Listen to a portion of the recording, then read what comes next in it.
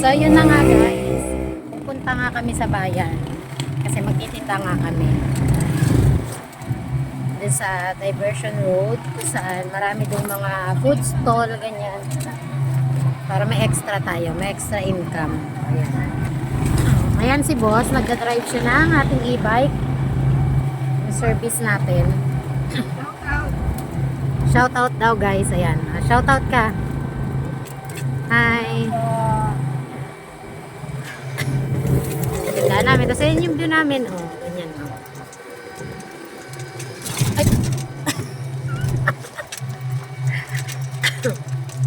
Guys, yung view na matadaanan natin dito sa tulay, papunta sa Infanta.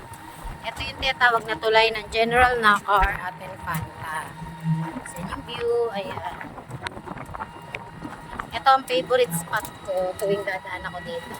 Diba, sarap sa ice. Hi, boss. Mabilis na kwentuhan lang. May sisingit lang ako kwento. Alam niyo ba guys, noong 2019, umuwi kami galing ng as an OFW, umuwi kami galing ibang bansa.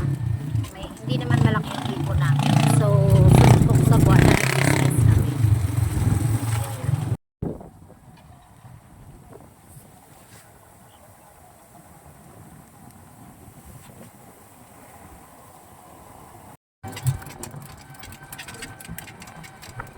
So, yun guys, malapit na tayo sa tindahan. Oh, messy here. Yun naman. Sobrang lakas ng hangin.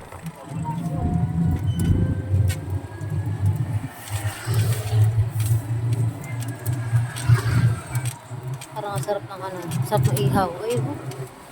Kasi yan guys, tingnan tindahan dito. Ayan. Tapos dito sa kabila na.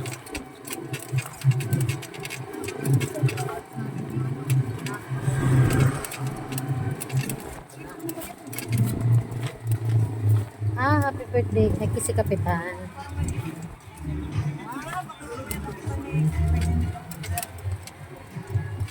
Ang ganda na pagkakagawa ng kanila. Oh, ano, tawag nito. Sementado.